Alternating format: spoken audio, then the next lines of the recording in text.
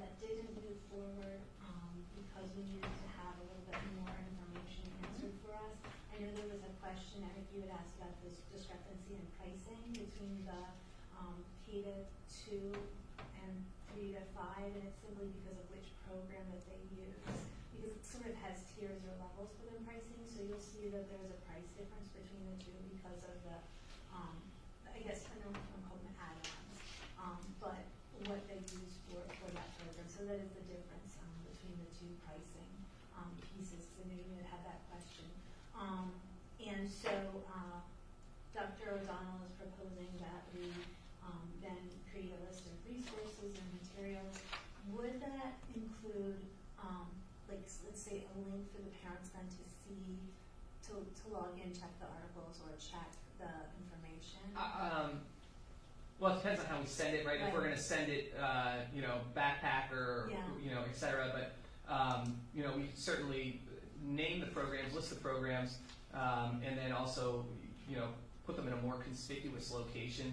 I recognize that, not everybody is technologically sound to navigate the website, so perhaps we could put it in a more specific location and reference the district homepage. I just think that would go a long way toward being able to click and examine, this is what's on this resource for your child, so that you're aware of what those things are. Absolutely. So that when it's time for research, it's time for them to do things, go and see and be able to navigate that, to see what's there for them. If I remember correctly, parents are able to access this program and see kind of the reading material already. It's just not as easily navigatable.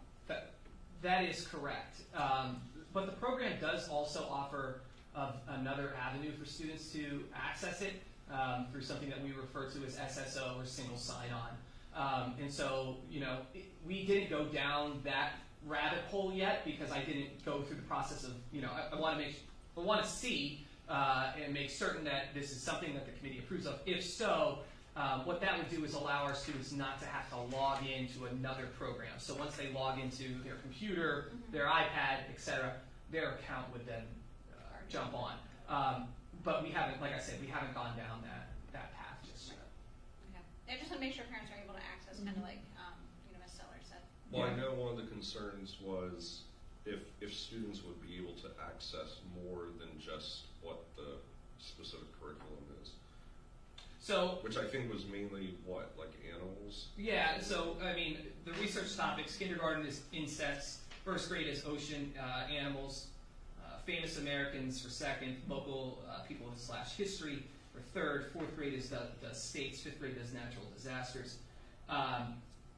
K to 2 is looking at authors, illustrators, also uses it in classes, part of the daily 5, and grades 3 through 5 are using this for citations, understanding how to cite appropriately, timelines, headings, and note-taking. I would say if the I feel like you listed more than when we first talked about this. That was a question from the committee to find out which items that were specific. Okay, specific. However, what I would say is if we're going to pinpoint it to only those specific items, I don't believe the cost is worth it at that point. So if we're not going to use it for students to also use as a supplement in other areas for those specific topics, I wouldn't recommend that we move forward with it.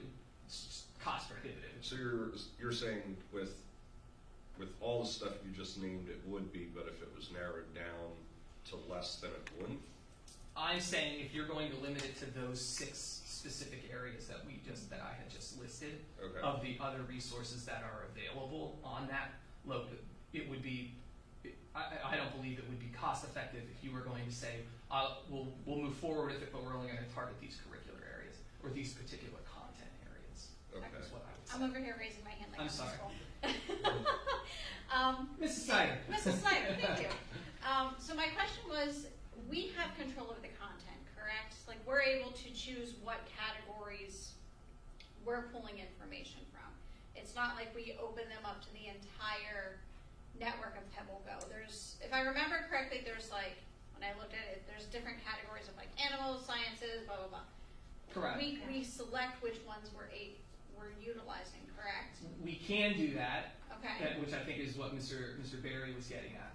What I'm saying though is, if we're only prepared to move forward with those 6 Right. areas, I don't know that that's the greatest use of dollars right, Right. now, is what I would say. Because it did have It had a lot a of lot of other things. articles that they were using for free reading, Correct.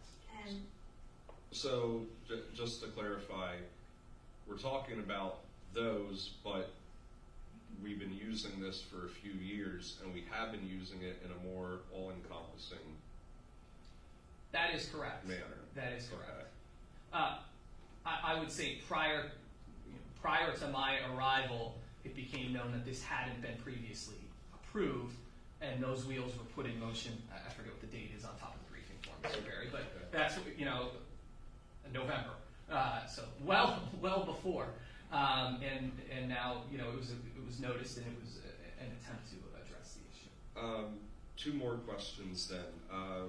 One here, it has what's the anticipated cost, and has it broken down for Rice and Iron Forge, and then it says what did we originally have in the budget, and it shows the same figure as for PebbleGo next to Iron Forge, but then it says that the cost is rolled over and it wouldn't cost us anything. So did not have a negative impact. So it didn't, at that point, they had budgeted for it, and it had been paid, so there was no negative impact because it had been part of the budget. okay. There's a misprint on there in which it should have been noted that the $17.99 had also been budgeted. Okay. All right. Well, that answers that. The other question I have is, were any of the suggested alternatives that were suggested, were any of those looked into? There had been a few other resources that have been examined. What were the advantages of PebbleGo was the readability of the content. The read aloud option is also there for students that haven't quite cracked the code for reading. It provides supplemental activities, and it also gives them that ability to start citing resources, as I mentioned, in grades 3 to 5. Okay. So those were the reasons for kind of sticking with the PebbleGo option. Okay. I think that's all I have on that.